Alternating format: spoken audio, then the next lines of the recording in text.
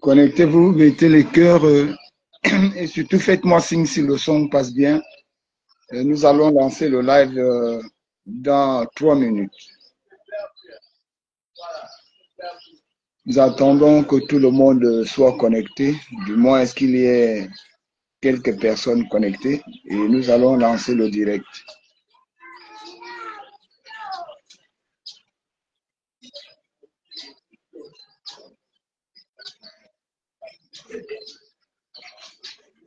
Faites-moi signe si le son passe parfaitement. Connectez-vous. Nous allons parler de l'arrestation de Thiam, son fils, et ensuite son prétendu fils. Et ensuite, nous allons terminer avec l'intervention du vendeur, à l'instar de M. Christian Carré, qui est survenu hier sur un média en ligne. Donc, connectez-vous. Nous commençons dans 2 minutes. Faites-moi signe si le son passe parfaitement.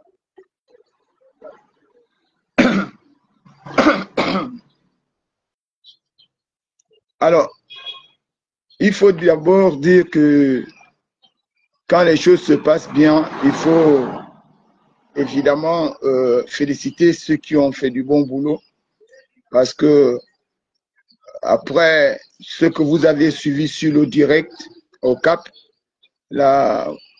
l'affrontement entre M. Thiam et les activistes avec les villageois, le fait que la gendarmerie qui était venue sur place n'avait pas arrêté, avait rendu le processus de son arrestation difficile, notamment en ce qui concerne le logement de M. Thiam, comment faire pour le trouver, c'était difficile. Mais je tiens à féliciter, bonjour Néla, je tiens à féliciter la police judiciaire qui a su prendre les choses en main et qui hier a mis la main sur M. Thiam et son prétendu fils. Nous nous sommes rendus du côté de la PJ où on a été entendu sur PV et je crois aujourd'hui nous allons apporter les éléments liés à l'agression de Jamal La République qui est d'ailleurs sorti de l'hôpital hier soir dans la nuit. Je félicite tous ceux qui ont contribué et qui ont participé à l'intervention médicale de Jamal. Il se porte bien. Oui, il y a l'ordonnance qui a été remise. Il faut suivre les soins. Il a eu le plâtre au niveau du pied. Donc vraiment, je félicite les Gabonais par leur solidarité, leur soutien tout au long de cette épreuve. Alors, à l'arrestation de M. Thiam, il est entre les mains des autorités. Nous allons observer, parce qu'il était dit que ce matin, on devait se rendre du côté du tribunal, mais comprenez que lorsque les autorités ont déjà pris les choses en main et que tout va bien, il est nécessaire de se faire confiance. Donc, confier, essayer de donner confiance aux autres. Et jusque-là, je ne trouve pas un mot, je ne trouve pas des anomalies quant à la procédure judiciaire qui a été engagée depuis hier. Je pense qu'aujourd'hui, la justice gabonaise est en train du moins, les forces de l'ordre sont en train de faire leur travail.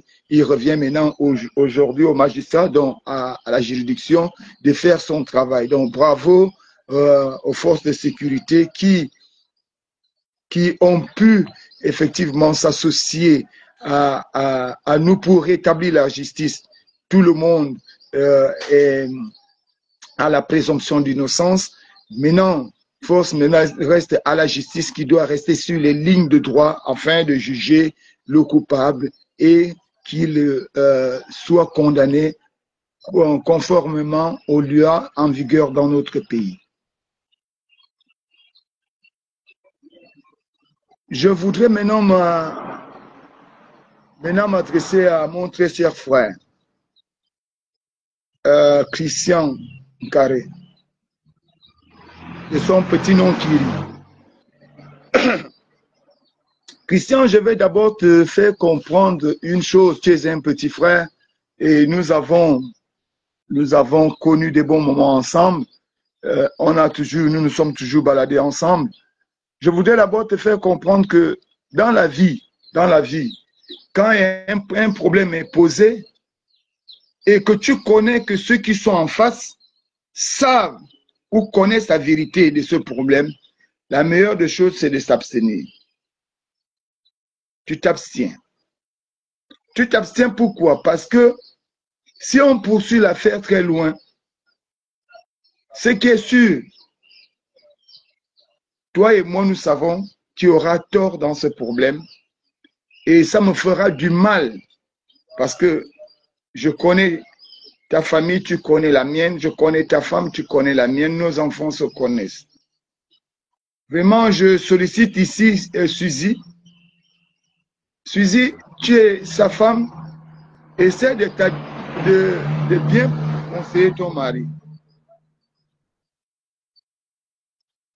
Lorsque le problème du Cap s'est posé, nous sommes arrivés à la demande, Ambola Hugmefan, nous sommes arrivés à la demande des riverains du Cap. Je ne savais pas que tu étais mêlé à ce problème. Je ne savais même pas que dans ce problème, c'était toi le vendeur. Bien évidemment, le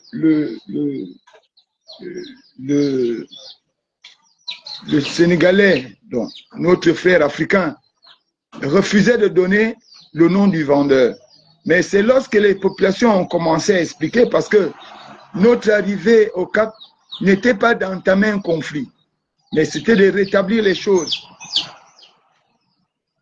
C'était pour rétablir les choses, de telle sorte que chacun des deux parties trouve sa raison.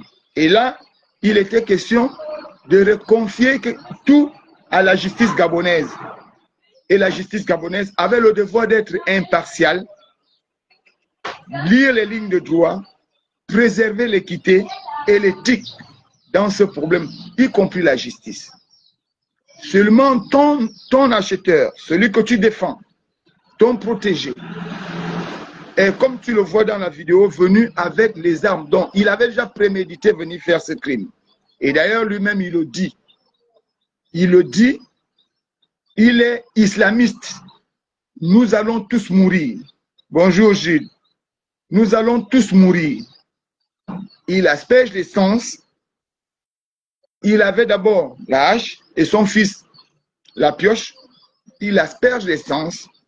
C'est au moment où il prend le briquet, parce qu'il fouille d'abord les poches, il prend le briquet, que j'essaye, parce que je comprends tout de suite qu'il va mettre le feu. Kiri, écoute bien. Écoute bien, Kiri. Parce que lorsqu'un problème est posé au niveau de la justice, il n'y a plus de fraternité. Il y a que la raison doit primer sur tout. Et qu'on doit tout faire. Personne n'est contre personne. Mais à l'allure où tu es venu, je pense que nous allons tous emprunter ce chemin. Et celui qui va aller en prison, ira en prison. Parce que je tiens à ce que la justice soit impartiale.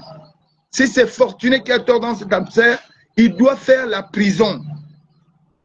Trop de tolérance dans notre pays a tué le bon fonctionnement. Il faut faire attention, mon frère. Je sais dans quelles conditions tu te retrouvais. Tu te souviendrais qu'à cette époque, j'étais directeur général adjoint de GBTP. J'étais chargé des litiges sur le foncier.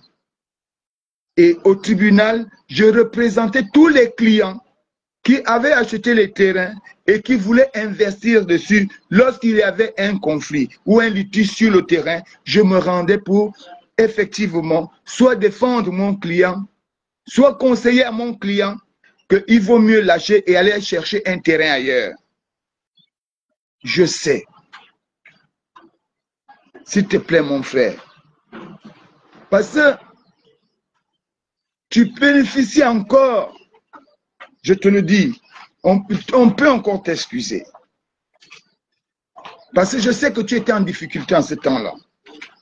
Mais tu es venu brandir un document à la télé, sur une chaîne en ligne. Je vais alors te dire,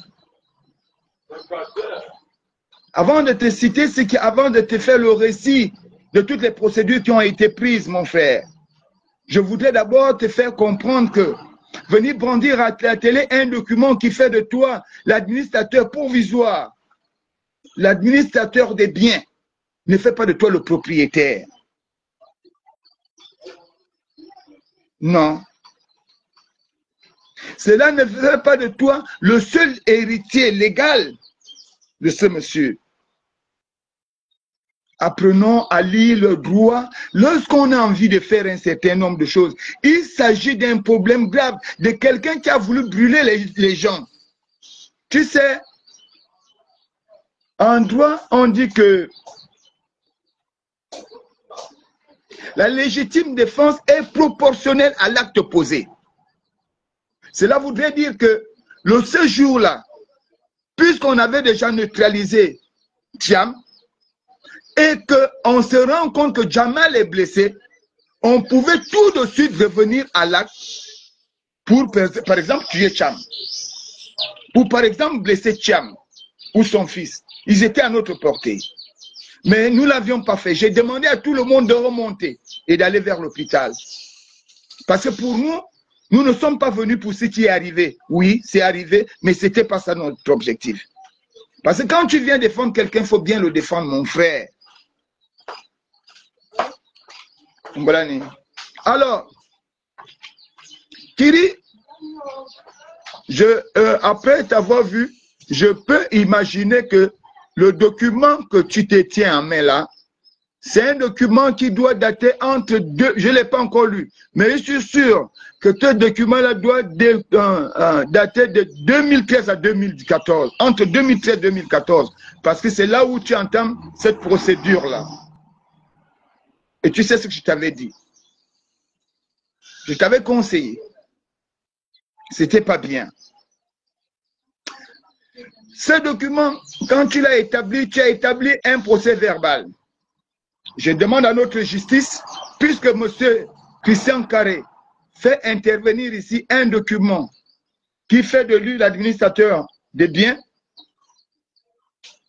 et non le propriétaire des biens, je voudrais qu'on prenne son jugement d'homologation d'hérédité et qu'on le confronte son jugement d'homologation d'hérédité au conseil de famille qui lui a permis d'avoir le jugement d'homologation d'hérédité. Parce que c'est de cela dont il est question.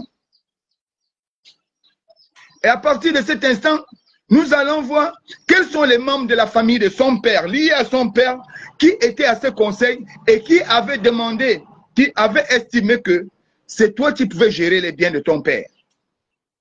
Si tel est qu'il y a une conformité entre le conseil de famille que tu as déposé au tribunal et la réalité sur le terrain, et la réalité et la décision de tes oncles, à partir de cet instant, mon frère, tu n'y a pas de problème. Mais je veux quand même te dire que ici, Thiam n'est pas poursuivi parce qu'il a acheté le terrain. Thiam est poursuivi pour tentative de meurtre. Il est poursuivi pour tentative de meurtre et coups et blessures volontaires. Ça n'a rien à voir avec vos histoires de terrain. Donc, il faut d'abord faire le distinguo. Et d'ailleurs, pour ta gouverne, depuis hier, nous venons de retrouver le nom de ton Libanais, Mustapha. Et nous allons clairement demander aux autorités de le saisir et qu'il y a un faux. Le faux commence où Thiam dit qu'il est le père de cet enfant et qu'il aurait acheté le terrain au nom de cet enfant. Or, ce n'est pas son père et lui-même, il le reconnaît aujourd'hui. Ce n'est pas son père. Cet enfant est le neveu d'Alain Gauthier. Sa mère est décédée. Question. Pourquoi avoir prétendu qu'il avait un fils gabonais et avoir acheté le terrain au nom de ses fils? La deuxième chose, Thiam à l'époque, parce qu'à la base, Thiam est huissier de justice. Donc à l'époque, Thiam traitait des dossiers et pouvait mener le dossier au niveau du tribunal. Nous ne le cachons pas. et notre justice doivent aussi reconnaître la vérité. Parce que quand on veut grandir ou on veut changer, il faut se lier à la vérité. La vérité est telle qu'à cette époque, notre justice était un centre commercial, dont nos tribunaux. Parce que lorsque les magistrats commencent à vouloir faire des affaires, ils veulent devenir les hommes d'affaires. À partir de cet instant, ils sont obligés de poser des actes qui sont contraires à la loi. À cette époque, tu as Thiam qui travaille avec Mustapha, et ils ont certainement surdoué le tribunal, parce qu'en réalité, qu'est-ce qui se passe, Kiri? Et je te l'avais dit, mon frère, n'amène pas ce combat-là. Tu sais que si tu vas dans ce sens-là, tu seras perdant, frère. À l'époque, il était question, mon frère, il était question que si tel est que le conseil de famille que tu déposes au tribunal est un conseil de famille réel, le tribunal a le devoir de vérifier sur ce conseil de famille si tous les éléments étaient réellement réunis. En quoi faisant? En convoquant tous ceux qui sont signataires de ce fameux document. Je te le dis, par expérience, par étude, parce que je l'ai fait pendant 5 ans. Et tu le sais, je l'ai fait pendant 5 ans. J'ai géré les litiges fonciers pendant 5 ans. Le juge devait vous inviter, convoquer tous les enfants, dont les héritiers légaux, les héritiers collatéraux, ainsi que les témoins, afin d'avoir un regard réel et vrai sur les données du conseil de famille que tu as déposé. Est-ce que le tribunal l'a fait? Point d'interrogation. Quels étaient les enfants qui étaient liés à ce document? On ne sait pas. Quels étaient les parents, dont les frères et les sœurs de ton père, qui avaient assisté et avaient estimé que c'était toi qui étais l'administrateur provisoire des biens. Si le conseil de famille ne peut pas justifier la véracité de ces données, à partir de cet instant, j'interpelle le président de la République et les autorités compétentes à interpeller sur la base de ces documents le juge qui l'avait signé et que ce juge-là soit poursuivi. Parce que tant que les signataires ne peuvent pas venir parler, Kiri, tu n'es qu'un exécutant. Ça, c'est d'abord la première chose. Juridiquement, mon frère, vraiment, quand je t'ai suivi, j'ai eu mal. J'ai eu mal parce que tu es un frère. J'ai eu mal parce que je sais que tu passais des moments difficiles. Mais cela ne te donne pas le droit. Au moment où nous sommes en train de vouloir conserver les relations diplomatiques et amener la justice à prendre le chemin de droit et faire payer à Thiam l'acte qu'il a posé. Parce que dès lors où il y a intention, tu as déjà posé l'acte, c'est condamnable. N'eût été le fait que non seulement en voulant assommer Thiam avec un bois, j'étais obligé de me jeter sur lui pour qu'on roule jusqu'en bas. Dans la vidéo, on voit bien qu'on roule jusqu'en bas. Parce qu'il fallait l'empêcher d'allumer le briquet.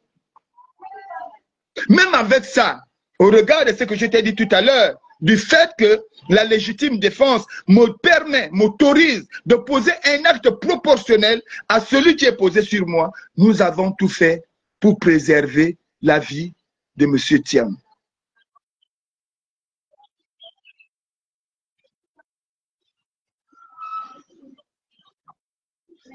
Mon frère, à partir de cet instant, nous demandons à la justice de se saisir de ces documents et de remonter jusqu'au conseil, au document, au conseil de famille, de faire une confrontation. D'ailleurs, je trouve quand même que c'est maladroit. Il aurait été alors question si, par exemple, aujourd'hui, Fortuné venait à brandir un document sur les acquisitions des terrains de mes aïeux, de mes ancêtres, Habitam ou Aoyem. Je pense que face à une situation comme ça, Thierry, ce n'est pas toi qui devais intervenir. Ça aurait été tes frères.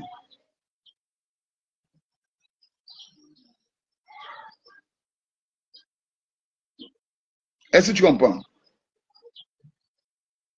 Tu serais allé voir l'un de tes parents et c'est l'un de tes parents qui devait effectivement venir dire oui, lors du conseil de famille, c'est nous qui l'avions fait.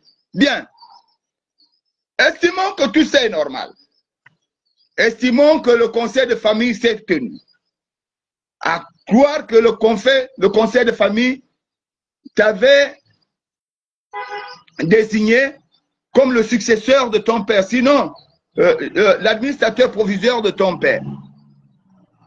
Mais n'étant pas le seul fils, tu es là juste pour gérer les biens dans l'intérêt de tous.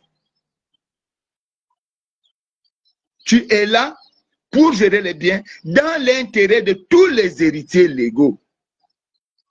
Tu ne les gères pas pour toi-même, sauf si tu es le fils unique de ton père. Encore que là, même en tant que fils unique, étant donné que c'est un terrain ancestral dont ton père l'a hérité de son père. Et certainement son père l'a hérité de son père. Donc ici, tu vas voir un conseiller. Va voir un conseiller, il va te dire, mon frère, je vais te prendre un cas. Lorsque mon oncle est décédé à Bitam et que nous sommes allés auprès d'un huissier de justice, on nous avait dit que tous les enfants de mon grand-père, tant qu'ils vivent, étaient des héritiers. Donc, tous les biens de mon grand-père devaient être répartis entre le nombre de son enfant vivant. Et les enfants de ces enfants, dont ses petits-fils, ne pouvaient hériter que de la part de leur père et de leurs parents. Donc, là, ici, il y a aussi un problème. Le second problème, pour finir, mon frère, parce que je ne vais pas prendre le temps dessus, je voulais juste venir te le dire, que moi, ça ne me dérange pas. Ça ne me dérange pas de mener ce combat. Juridiquement, ça ne me dérange pas. La preuve, c'est que depuis samedi, c'est la première fois que je reste à la maison le matin. Ça ne me dérange nullement. Mon frère, tu es l'héritier de ton père.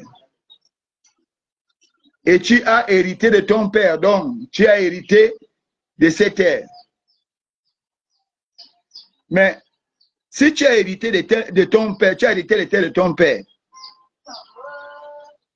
tu aurais dû hériter du titre foncier établi par ton papa, ou non la demande d'un titre foncier. C'est ce que tu devrais présenter. Tu devais dire, voilà le titre foncier dont a fait mon père, et voilà que je l'ai hérité. Voilà, j'ai hérité ces documents de mon père. C'était mieux. Encore mieux. Tu aurais dû prendre une autre voie. Tu aurais dû dire, j'ai hérité ce terrain de mon papa. En héritant ce terrain de mon papa avait déjà entamé la procédure. Mais il n'était pas arrivé au bout de la procédure. Et moi, j'ai continué la procédure. Parce qu'en réalité, pourquoi on arrive à un conseil de famille? C'est parce que nous n'avions pas la culture du testament.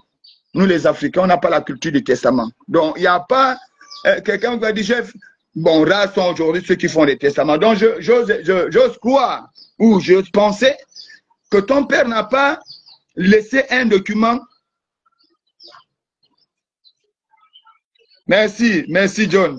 Vraiment, il faut partager ce poste-là à notre frère parce que c'est dommage. C'est dommage. C'est dommage. Donc, Cathy Mbouan, il y a Cathy Mbouan qui veut intervenir. Je te fais rentrer.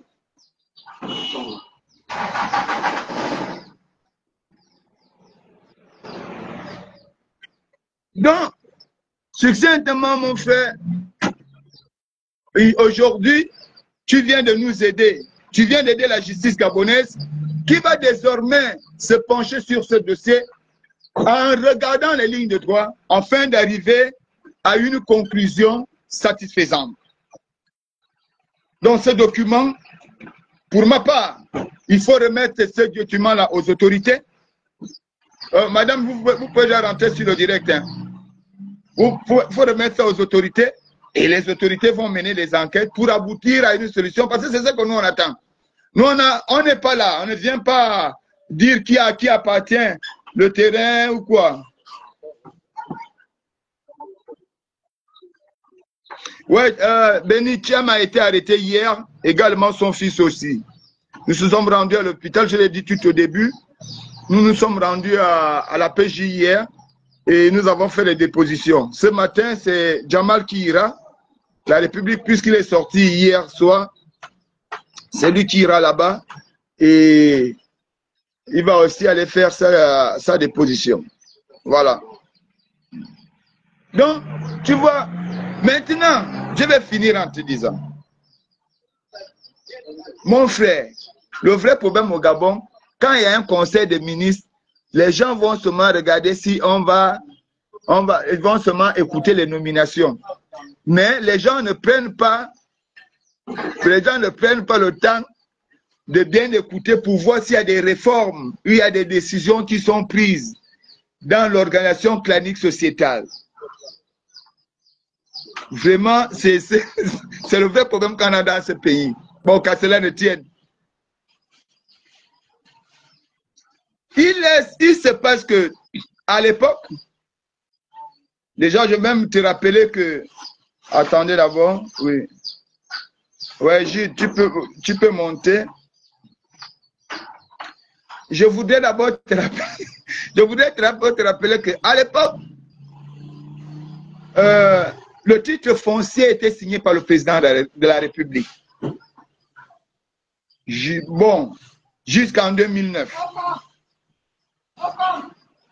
Et après, lorsqu'Ali Bongo est venu, avec sa politique politicienne, machiavélique, il a apporté une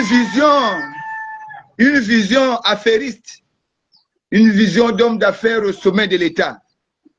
Il a tué les ministères de souveraineté pour donner les privilèges, sinon les décisions ou bien l'actif de ces ministères-là aux directions. C'est comme ça que la NUTTC va prendre la gestion territoriale entre ses mains. Malheureusement, les titres fonciers seront signés ici par les fameux directeurs de la NUTTC et autres. Alors, lorsque les Gabonais se sont réunis au référendum à la demande de tous, il a été clairement dit que les titres fonciers qui ont été attribués comme les bouts de pain, moyennant 10 francs, de 2010 à nos jours, sont suspendus pour les étrangers. Suspendus. Et qu'on allait regarder à l'intérieur, sauf si entre les nationaux il y a un litige, on va regarder à l'intérieur. La deuxième chose, c'est que le Gabonais qui a vendu le terrain, parce que la loi de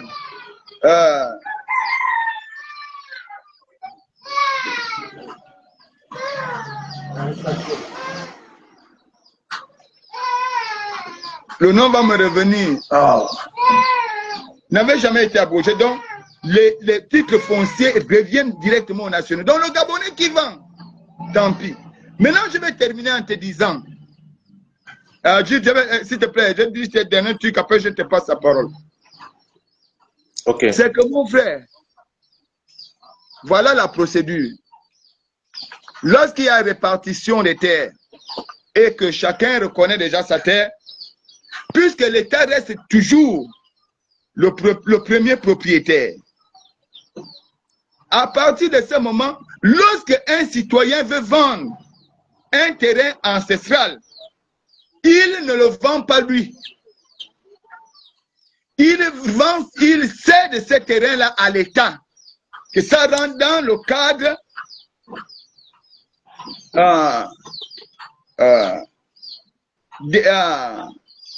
des terres appartenant à l'État. On va dire ça simplement comme ça. C'est-à-dire, il y a que toi, tu as déjà ta carte territoriale ancestrale. Lui également, il a sa carte territoriale. Maintenant, si la famille, ceux qui ont ce terrain ancestral, ne peuvent plus à l'assumer, il concède ça d'abord à l'État et c'est à l'État de vendre. Ce n'est pas toi.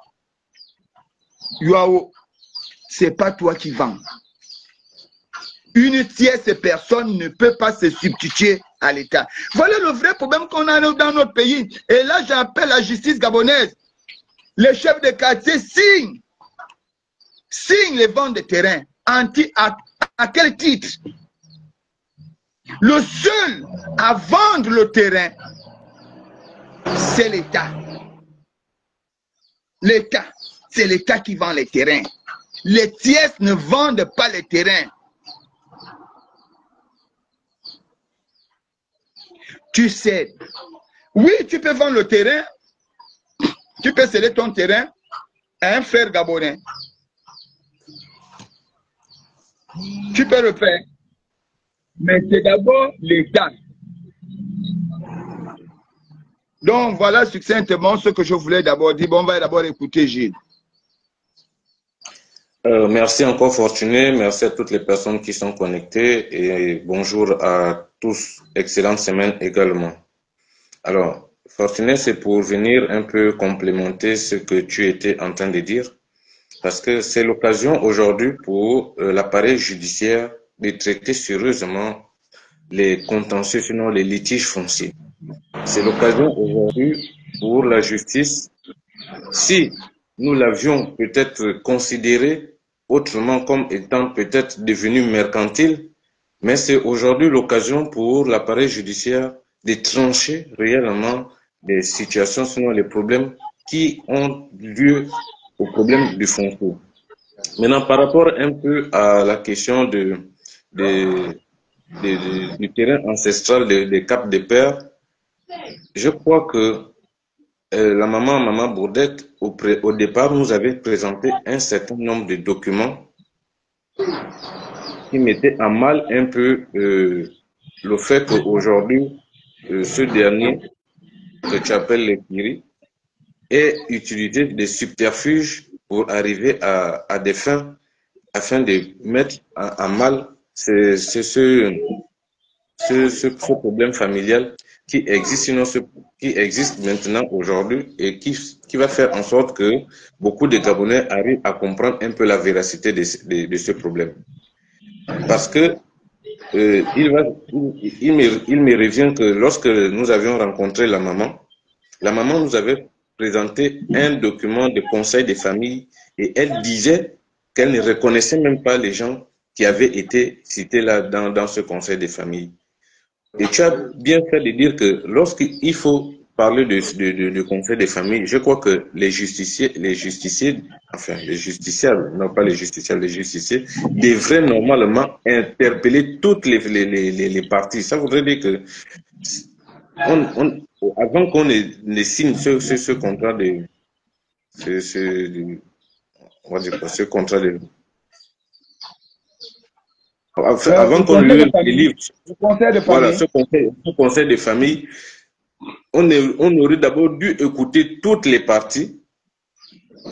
Et quand toutes les parties auraient été écoutées et que chacun aurait donné sa version par rapport au fait que ce dernier puisse être le bénéficiaire légal, je crois qu'on ne serait pas arrivé aujourd'hui à cette situation où, d'un côté, certains disent ne pas reconnaître ce conseil de famille qui avait été présenté auprès des civils, mais également le fait qu'aujourd'hui, ce dernier a utilisé beaucoup de subterfuges. Et c'est vraiment dommage parce que après, on se pose la question de savoir Comment a-t-il fait pour arriver là? Bon, bref, on n'est pas là pour entrer dans les détails, mais je crois que c'est l'occasion aujourd'hui de donner à l'appareil judiciaire ses lettres de noblesse en tranchant réellement ces véritables problèmes de foncier qui aujourd'hui font couler beaucoup d'encre. Parce qu'il n'y a pas que le problème de Cap de Père.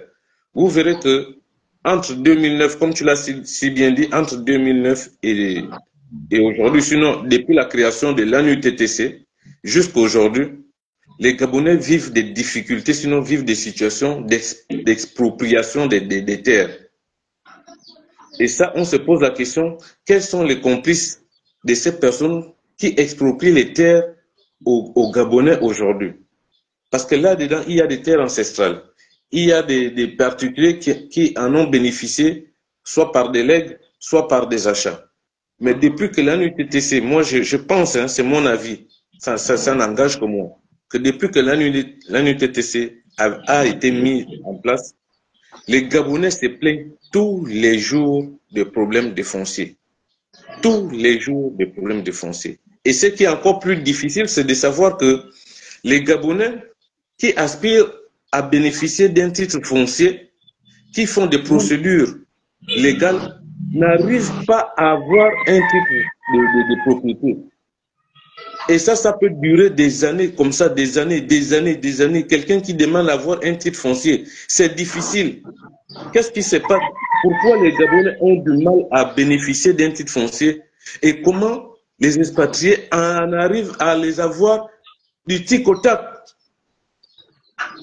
Qu'est-ce que les Gabonais ont fait de si mal pour que lorsqu'ils ont besoin d'avoir un titre de propriété, c'est tout un chemin, un parcours de combattants. Donc, moi je pense qu'on devrait normalement regarder tout ça. On devrait voir qu'est-ce qui bloque au niveau de l'ANUTTC. Qu'est-ce qui bloque au niveau du tribunal? Qu'est-ce qui bloque souvent, on va dire quoi, au CADAC et toutes les entités qui permettent à ce qu'un Gabonais puisse avoir un titre de propriété? Qu'est-ce qui fait souvent que on va dire quoi, les pouvoirs publics n'arrivent pas à permettre aux Gabonais de bénéficier de ce document-là? Comment quelqu'un, pendant 5 ans, lance une procédure, mais ne bénéficie pas d'un titre de propriété? Quelqu'un qui est arrivé hier, seulement hier, en 2 ans, il a un titre de propriété. Pourquoi cette injustice envers le peuple gabonais? Et ça, il n'y a pas que le problème de Cap de Père. C'est récurrent, ce genre de situations.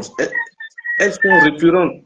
Tous les Gabonais, on va dire sur 100 Gabonais, on va compter peut-être 20 ou 30 Gabonais qui ont les titres de propriété. Et là même encore, c'est parce que ce sont des personnes ou des personnalités qui portent des noms.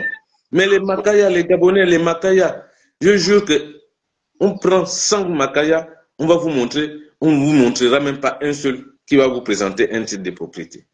Mais prenez 50 expatriés qui cherchent à souscrire les titres fonciers au niveau du Gabon, on vous présentera peut-être 40 sur 50 qui ont les titres de propriété. Parce que simplement, on se dit que ces administrations publiques sont devenues mercantiles. Au lieu de servir le Gabonais, mais ils sont obligés de se servir aujourd'hui. Parce que quelqu'un pense à son après que de penser aux Gabonais. Et on se retrouve dans ce genre de situation où on va toujours aller en justice parce qu'on veut défendre sa terre.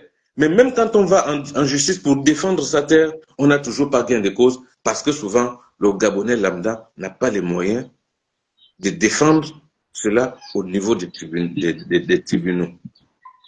Oui, Jude. Oui, Jude, ce que tu dis est vrai, mais il faut aussi noter que nous-mêmes, les Gabonais, nous sommes aussi coupables. Parce que je ne sais pas si on peut revenir sur ce que c'est qu'une terre ancestrale ou un territoire ancestral. Le territoire ancestral ne peut pas appartenir à un seul individu. Regardez la composition des villages. C'est des familles qui se sont réunies et qui prennent ça mais au nom du chef coutumier, ou bien du chef de la communauté. Bien évidemment, lui, il morcelle entre ses frères. Mais comment un seul individu va se prétendre détenteur à ce Dieu d'un titre foncier? Moi, je ne comprends pas. En fait, moi, je suis un peu bête dessus, et c'est là où je suis d'accord avec toi, qu'il est aujourd'hui question que la juridiction gabonaise, la justice gabonaise, retrouve ses lettres de noblesse en se rangeant désormais du côté de la loi, en mettant de côté leurs besoins d'affairistes, mais en disant, oh, Jamal la République, en disant, il est grand temps qu'on serve l'État, qu'on soit au service de la justice. Donc, tout ce que tu as dit là est tout à fait normal, c'est bien. Nous allons, bon, j'espère que Kiri comprendra, mais puisque nous sommes au niveau du tribunal et que cette vidéo-là est versée dans l'affaire du Cap, parce que toi, tu l'as dit tout à l'heure, je crois que l'un des plus grands dossiers que nous avons d'ailleurs mené ici à l'époque d'Ali, c'était l'expropriation des terres de Malibé 2. Effectivement. Et c'était toujours nos frères venus d'ailleurs. Ils font semblant de dire aux villageois qu'on amène un projet et après, ils prennent tout le village. À Malibé 2, on est allé jusqu'à taper les populations. Nos forces de l'ordre ont même tapé les populations à l'époque d'Ali. C'était en 2022. Les vidéos sont encore là. Il n'y a pas que là-bas. Même dans nos villages, c'est descendu. Certains qui estiment qu'ils doivent vendre les terrains des autres parce que les autres, pour l'instant, n'ont pas de moyens. C'est là où l'État doit intervenir. Parce que voilà un bien, l'État a cédé ça aux nationaux parce qu'ils sont arrivés là, ils ont développé cet endroit avant l'État. L'État est venu après. Donc l'État dit, bon, vous restez là. Mais le jour où vous ne voulez plus être là, remettez-moi d'abord moi-même. Il faut d'abord me rendre mon bien. Après me rendre mon bien, moi maintenant je peux céder ça à quelqu'un d'autre. C'est ce dont il est question. C'est pas comme si quelqu'un avait conçu. Et c'est bizarre. C'est le terrain de notre frère. Mais la maison est conçue par une dame. L'autre maison qui est brûlée et cassée là, c'est conçu par une dame, et non lui, et non son père. Donc, à la justice de prendre la vidéo là, parce que cette vidéo est bienvenue. De prendre cette vidéo. Fortuné, merci. Je peux encore donner un dernier élément par rapport un peu à ce que tu disais. Lorsque nous avions rencontré la maman disait que c'est un terrain ancestral qu'ils ont depuis 1823. Dans cette période. Et leur premier titre d'attribution date de 1969. Sa première maison avait été construite en 1977. Je crois que parfois beaucoup n'étaient pas encore nés. Et elle va plus loin. Elle dit, il y avait un blanc à l'époque qui travaillait aux matériaux réunis. C'était le directeur général des matériaux réunis qui avait conçu un bungalow là-bas en 1985 pour permettre à ses enfants de souvent venir profiter de la plage. Donc on remonte un peu le temps par rapport un peu à cette chronologie. Comment est-ce possible qu'aujourd'hui, en 2000, quelqu'un bénéficie d'un titre foncier dans un terrain ancestral en 2000 ou en 2020? Mais comment la justice a pu laisser passer toute cette chronologie des événements-là, sachant bien évidemment que là-dedans, il y a des sépultures, c'est-à-dire les tombes de leurs parents. Il y a des maisons qui avaient déjà été construites depuis des années, puisqu'il est même allé jusqu'à détruire toutes ces maisons-là. Il y a des arbres fruités qui ont peut-être mon âge, ou qui sont même peut-être plus grands que moi, qui étaient dans cette terre-là, qu'il a détruit. C'est une destruction des biens. La Mais maman Gilles, qui vit en France, qui a conçu sa maison depuis qu'il est venu détruire pour faire loger ces travailleurs. c'est Est-ce travailleur. qu'il ne s'est pas rendu compte du fait que, parce que la terre a une histoire, la terre a une histoire, mais est-ce qu'ils ne se sont pas rendus compte qu'il y avait eu une histoire là-dedans, plus que son père, d'après ce qui nous avait été dit par les parents, que son père, la portion de terre qui lui restait, il l'avait revendue avant de mourir. Donc, en réalité, ce dernier n'avait plus rien à réclamer là-bas, puisque son père avait déjà revendu sa partie des terres. Mais c'est sur quelle base il s'était appuyé pour venir se réclamer enfant légal pour discuter cette partie des terres, puisque même la terre de son père avait déjà été revendue par son père lui-même. Et on va plus loin, la maman nous a brandi un document de succession où son père, avant également de mourir, avait mentionné, parce que son père avait des maisons, je crois, à la Sini, et puis quelque part dans les Akébé, avait mentionné le nom de tous les enfants qui devaient bénéficier, si jamais leur maman arrivait à mourir, voici le nom des enfants qui devaient bénéficier des biens laissés par son soi-disant défunt père, mais malheureusement, son nom n'est pas marqué dans ce document des legs. Mais Voilà toutes les questions que la justice aurait dû se poser, inviter les parties pour être impartial dans ce problème-là. Pour être impartial, ils auraient invité toutes les parties, c'est-à-dire les oncles qui sont encore vivants, les tantes, même le chef coutumier Benga aurait dû être là. La maman que nous avions assistée, qui est venue donner son point de vue, la chef du quartier.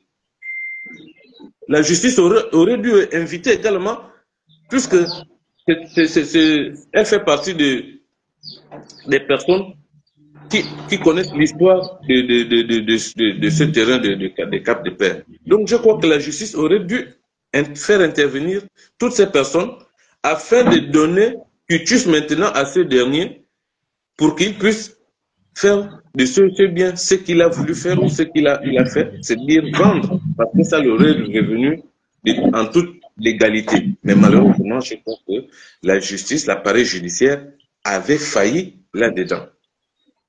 C'est mon point de vue. Et je crois que c'est l'occasion pour l'appareil judiciaire de rétablir la vérité en interpellant toutes les parties afin de trouver, afin de lire le droit par rapport à ce litige foncier. Avoir une solution satisfaisante pour toutes.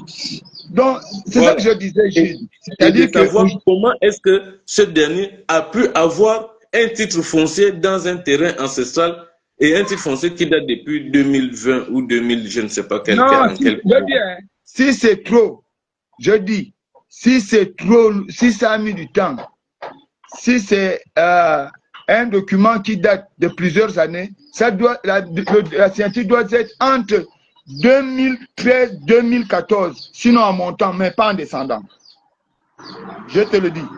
Voilà, donc c'est en 2020, c'est en 2020, c'est en 2020 qu'ils ont eu le titre foncier. Parce en que 2020. ce problème-là commence là. Donc c'est pourquoi je vais te dire que la preuve c'est que le Libanais recule, mais il actionne Tcham. Et ils tournent, comme ils savent qu'il y a une décision qui a déjà été prise et que la loi Ariminko pèse toujours, c'est-à-dire que le titre foncier ne revient qu'aux nationaux. Du coup, ils prennent un enfant et ils font passer cet enfant-là comme étant leur fils. Et Gabonais, par conséquent, l'État ne va pas regarder là-bas. C'est ça le vrai problème. Bon, voilà Jamal, hein, la République. Celui qui a été, nous, le fameux commando qui a été blessé sur le terrain. Tu veux dire quelque chose? Bon, vous parlez d'abord avec lui. Je reste aussi avec lui. Je fais un truc là. Bon, Jamal, bonjour. Malheureusement, comme je n'arrive pas à voir Fortuné, je ne sais pas si c'est mon téléphone. Mais je suis obligé de parler comme ça parce que je suis dans le live. Est-ce que toi, tu me vois, Jamal? Non, je te vois pas. Hein. Bon, je crois que les internautes arrivent à nous voir. C'est pas bien grave. Est-ce que tu as bien dormi? Bon, en tout cas, en fait, j'ai toujours la douleur au niveau du pied. Pas bon, pas vraiment, mais j'ai eu du mal non seulement à me déplacer ce matin. Bon, nous allons continuer à lancer. Nous allons continuer à lancer auprès des populations, auprès du peuple gabonais, comment on appelle cette cagnotte, un soutien afin que Jamal puisse continuer à suivre les soins. Et nous allons vous donner le numéro de téléphone qui est commis à cela. Et nous souhaitons que vous puissiez comme ça continuer à nous aider afin que Jamal puisse recouvrer totalement sa santé. Pour ceux qui ont certainement déjà vu les vidéos, certainement les photos, la plaie de Jamal, elle est grave au niveau du crâne. Elle est difficile à voir lorsqu'on vous la montre directement comme ça, mais bon, le Seigneur est merveilleux, comme on le dit. Quand nous sommes allés au Cap des Pères, ce n'était pas dans l'intention d'aller faire porter atteinte à M. Cham ou aller faire une bagarre avec M. Cham. Nous partions là-bas, c'était parce que les mamans de plus de 70 ans se sentaient abusées.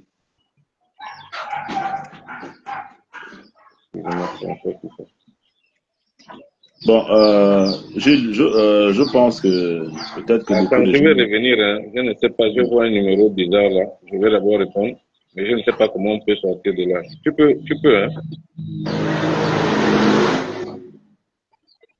Bon, je vais revenir tout simplement à l'effet d'hier. C'est-à-dire que je sais pas, bon, c'est la première fois que je vois quelqu'un qui est déterminé à tuer quelqu'un, c'est ce monsieur au nom de Thiam. C'est-à-dire que lorsque ce monsieur s'est mis à nous verser de l'essence, et du moment où il veut prendre le briquet dans sa poche, Fortuné réagit. Fortuné réagit et moi je descends également. Parce que Fortuné est en train de neutraliser sérieusement cette personne, cet individu. Moi je vais pour aller chercher à récupérer. Parce que pour lui, il fait la force et vraiment, c'est allé dans tous les sens. La seule chose que je retiens, c'est la maman qui était derrière, qui dit attention lorsque je me retourne, le fils de monsieur Thiam, qui a soulevé la hache, qui a donné le premier coup sur ma tête. C'est quand je me retourne, parce que tout ce côté-là est déjà trempé, parce que quand il soulève, il veut retaper le deuxième coup, alors je place un coup de poing par l'arrière. Et Curtis, admirant également, était là. Il tombe et le gars descend, il va vers la plage. La seule image que j'ai revue, ce gars, c'est qu'il était debout vers le bas à la plage et il criait, descendez maintenant.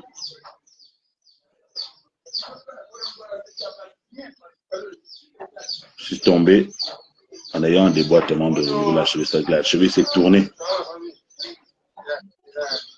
Bon, moi je tiens à dire à nos autorités que nous ne sommes pas allés au Cap pour aller s'aimer le trouble.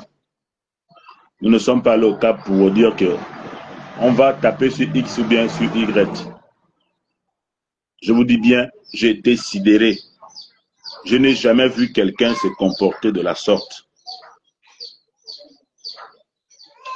Il est venu avec un seau de 10 litres, un seau bleu, avec couvercle dessus. De lui-même, il avait deux sachets d'essence dans les mains. Il a commencé à asperger. Prenez, et son fils également, qui a récupéré le seau. Parce que Thiam monte, il a cette hache-là dans les mains.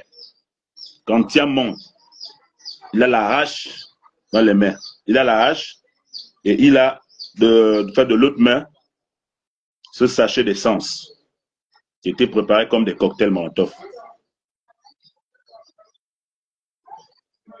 Et de là où il balance la hache, parce que quand Fortuné attrape, et lui-même également, hein, il s'est mis de l'essence sur lui. Il a dit ceci, on va tous être brûlés aujourd'hui. Tout le monde, parce que même les mamans même qui appartiennent à la parcelle, tout le monde était bourré d'essence que Thiam a eu à verser sur tout le monde. La vidéo est virale. Ce n'est pas quelque chose qu'on a inventé, on n'a rien inventé. Nous ne sommes pas allés au Cap pour dire qu'on va agresser X ou bien on va agresser Z. Non. Nous sommes allés au Cap pour aller s'acquérir de la situation des mamans du Cap qui revendiquent leur terrain. C'est même pas leur terrain, mais leur village. C'est leur village. Je vous assure que je n'ai jamais vu quelqu'un qui est déterminé comme ça à dire aujourd'hui nous tous on meurt. Il a dit Allahu Akbar. Donc aujourd'hui nous tous on meurt.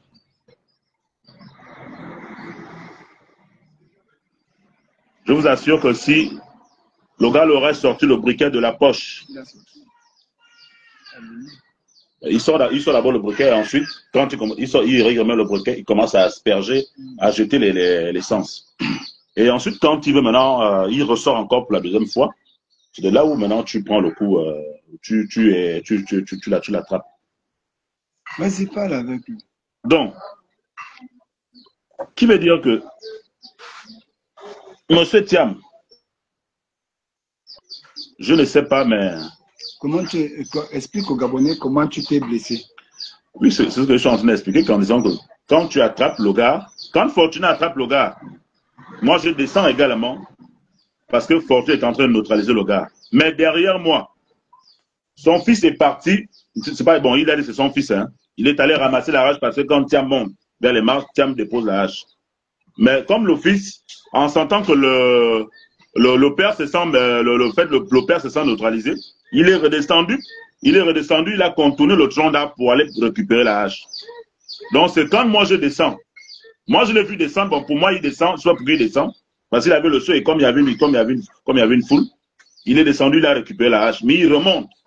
Mais il remonte du sens où je ne vois pas son fils arriver. Mais c'est la maman qui est derrière qui me dit attention.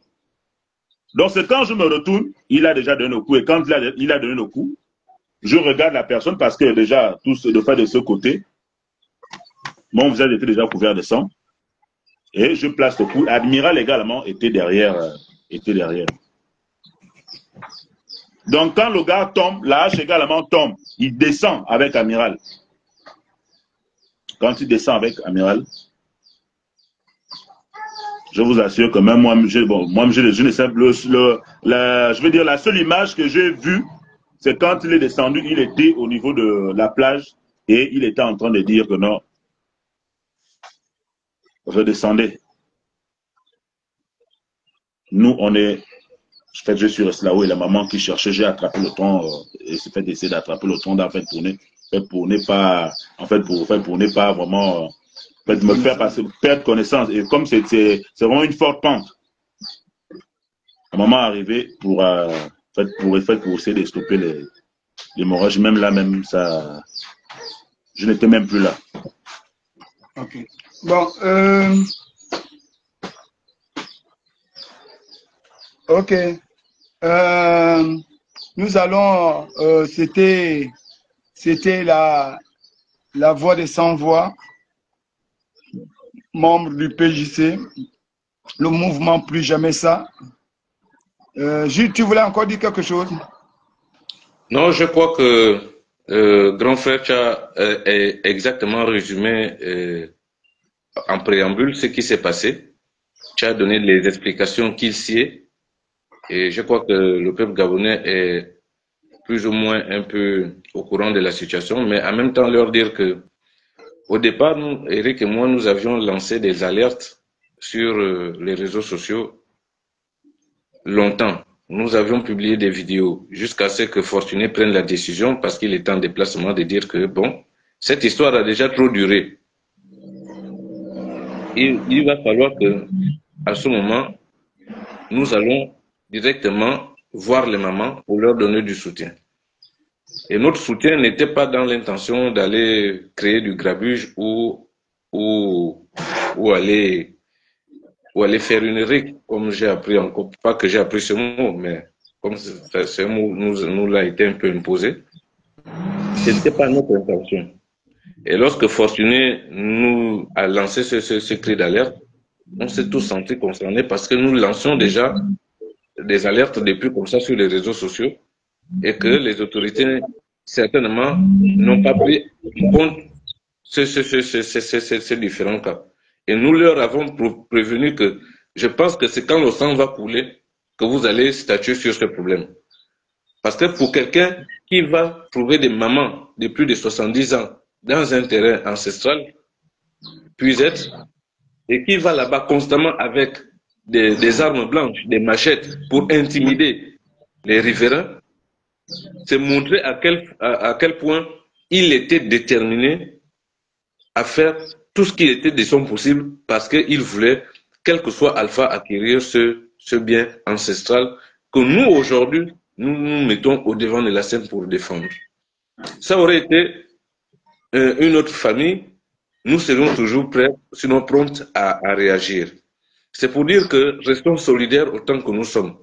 Et je remercie encore, cher aîné, grand frère Fortuné, pour ta sage décision, pour ton exposé, et le fait que tu sois toujours présent pour nous donner des conseils et voir ce que nous pouvons faire pour défendre la cause des personnes vulnérables.